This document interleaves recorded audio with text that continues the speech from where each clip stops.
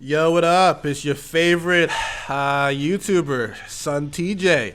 And just a quick warning before I get this video started, because this is a last minute. I should have done this video like 2 days ago, but unfortunately, I've had a lot of shitty days. A lot. And I'm sick. If you can't tell, my voice sounds kind of weird. I have a stuffy nose.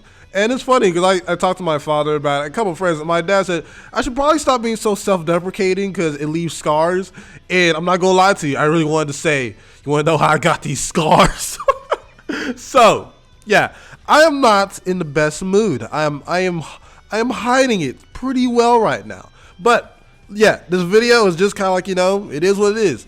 I know people in the comment section have been pretty much destroying, or at least, I don't know, just having a bunch of opinions over my latest like Star Wars video. So look, I tried. Okay, like Star Wars is not ending too well. My decade is not ending too well. You know, the funny thing is that I think I started this decade either like 13 or 12, and now I'm 22. My whole childhood and my early adulthood is kind of ending this decade. That is crazy. But hey, we're gonna start this next decade, and hopefully you guys enjoyed this video. Wow! Start the intro, please. The beat go off. Feel like I'm Goku.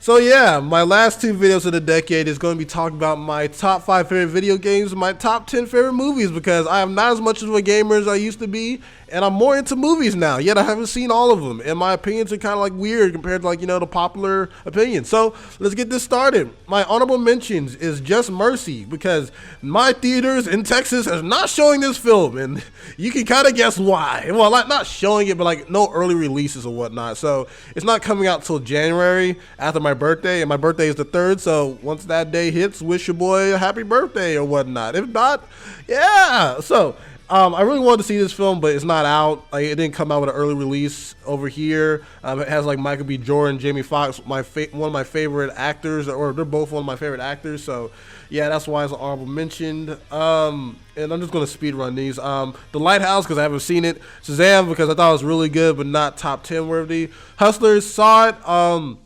Man, homegirl is fine, man. I forgot her name now. Wow, I can't believe it. Let me look it up. You know what? I don't feel like cutting, you know what I mean? Because, hey, man, I'm just living life on the edge, man. But I think it was, what's her name again? Yeah, Jennifer Lopez. I don't know if I was going to say Jennifer Lawrence. Jennifer Lopez, this movie reminded me how fine she is. Oh, my God. But, yeah, she did a great job with this film. The Asian lady did great as well. That sounded racist, but, hey, I'm being honest.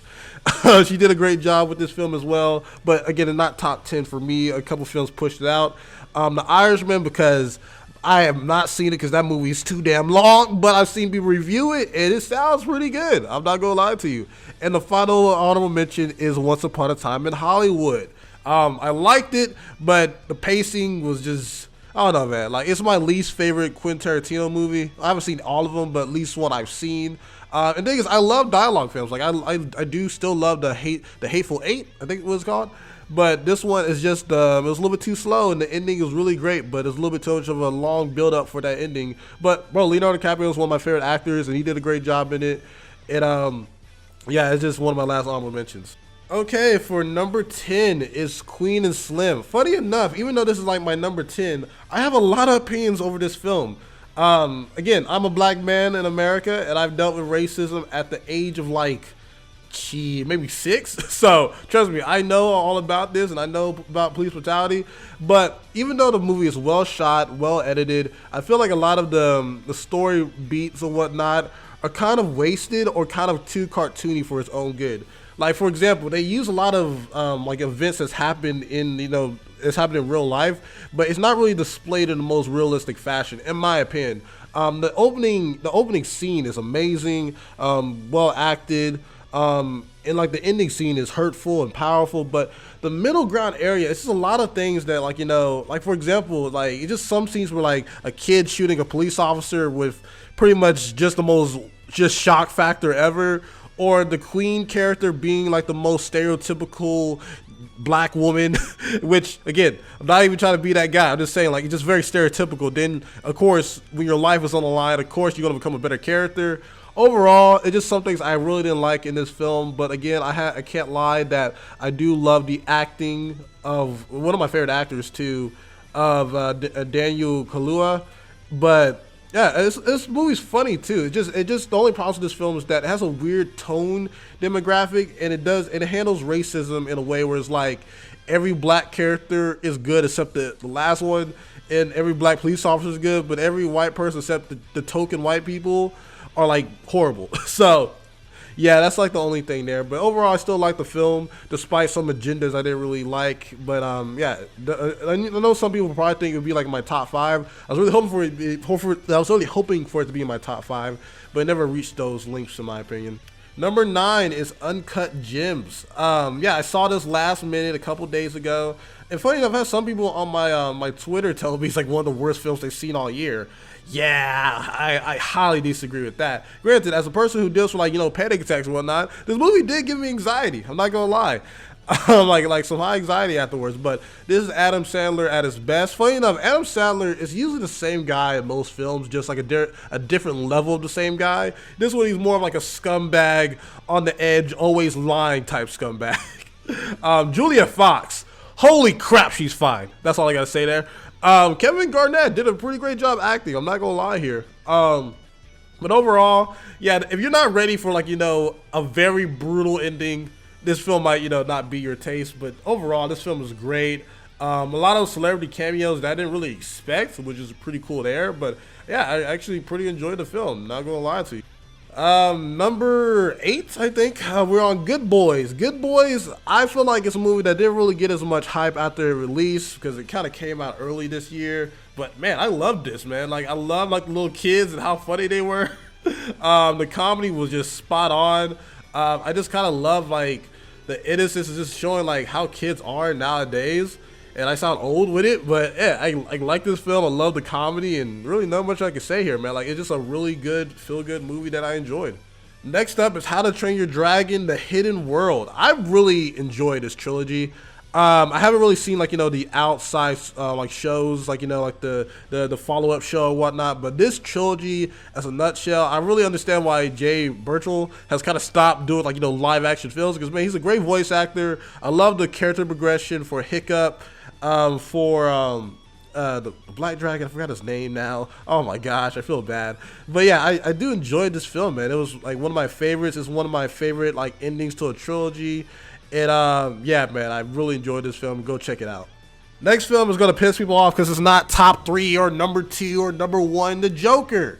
I really enjoyed this film, even though I feel like the story is kind of pretentious and like it relies too much on like, is this real or is it not real, or some twist that you can kind of see a mile coming. But overall, I did enjoy this film. The acting for Joaquin Phoenix really sold this film for me. Without his his acting, this film wouldn't be that great as what it is.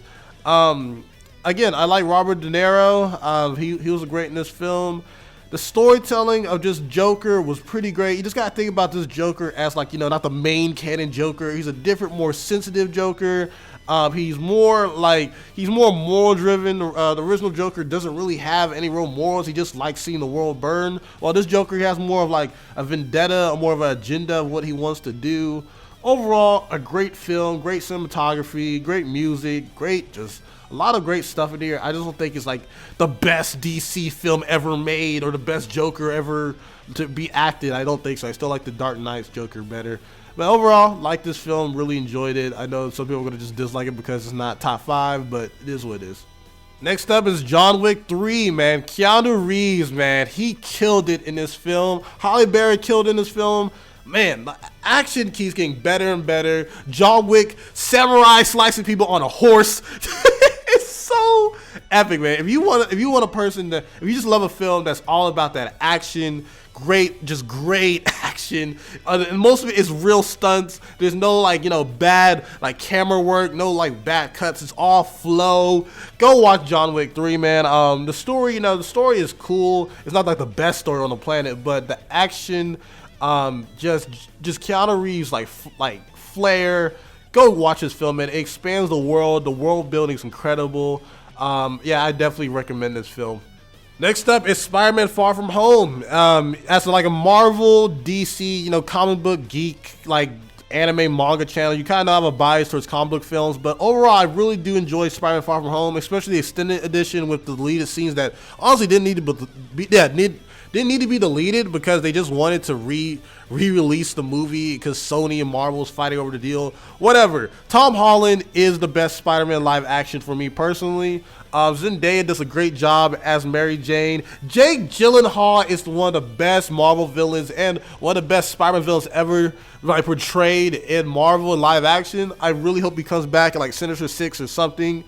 Yeah, man, the battle between Tom Holland and Jake Gyllenhaal in this film is amazing. The action is incredible. Just seeing Spider-Man grow as, like, you know, the quote-unquote next Tony Stark, when in reality it's just pretty much the next leader of the Avengers, because a lot of people said that they don't really like it because it kind of contradicts Spider-Man's character growth. Overall, this movie handles depression, like a lot of character stuff in here, really great. I love the illusion effects with Mysterio. Overall, my favorite live-action Spider-Man film. I just love this film. I've seen it many times, and it gets better the more I watch it. So yeah.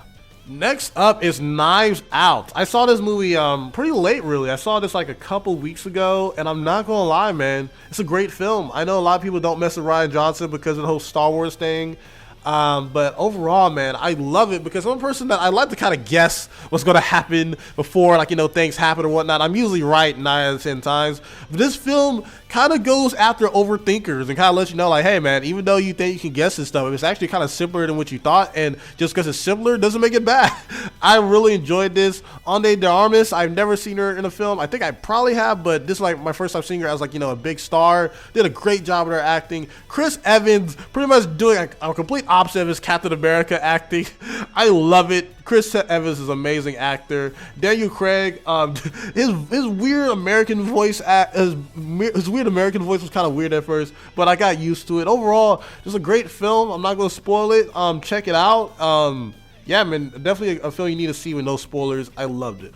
For number 2, Toy Story 4. I was a Toy Story fan, but not like the biggest. I remember because the movies came out like really early into my childhood. The biggest one I remember is Toy Story 2. And funny enough, I always remember Buzz Lightyear being like my favorite character, and I never really knew that Woody was the main character. Like, I don't know why. Then when I saw Toy Story 3, I wasn't really mature enough to really like get that film as much as I should have. So like when I rewatched it, like it was effective, but not as effective as I wanted to. So when Toy Story 4 came out, seeing it at, like, you know, 22 and really seeing, like, you know, the themes and whatnot, I enjoyed this film, man. It really hits at all demographics, kids, adults.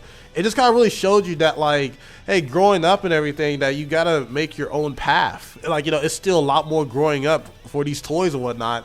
And I just really enjoyed this film. I love how wholeheartedly it is and how much of a great like message it has. And yeah, it's a great film for adults, kids, and in general, and it's my second favorite movie of 2019. And number 1, if you couldn't have guessed it, is Avengers In Game. Avengers In Game is pretty much like a whole, like, damn near decade worth of movies all made into one. It's the finale of the Avengers and Marvel as we know it. You can still say Far From Home is like right after. It's a great finale as well, but it's the ending to Tony Stark, the ending of Captain America. Hopefully they don't ruin those two by bringing them back randomly. Yeah, I love this film. I love how dark it is. I love all 3 hours of it. I don't care, man. And you know, it has its flaws, you know what I mean? Like, some people don't like how they handle Thor or handle Hulk, but honestly, as a person who battles depression and battles a bunch of stuff that, you know, that happens to him, my favorite scene in this entire film, like, instead of Captain America picking up Mjolnir or Iron Man's, like, you know, I am Iron Man, was when Thor grabbed Mjolnir and he says, "I'm still worthy." That hits home, man. Overall, yeah, it's my favorite movie of 2019. Almost maybe my favorite movie of the decade. I don't know, man. I couldn't make a decade list because that list is too hard. But yeah, let me know what you guys think. What is your top 10 movies of 2019? Hope you guys enjoyed this video. I am sick. I am depressed. I'm going through a lot. And yeah, so I'm sorry this video is kind of, you know, not as great as it should be if I do a lot of stuttering. But I tried my best. And know that like even though a lot of things are not working out as I planned, I still got this channel.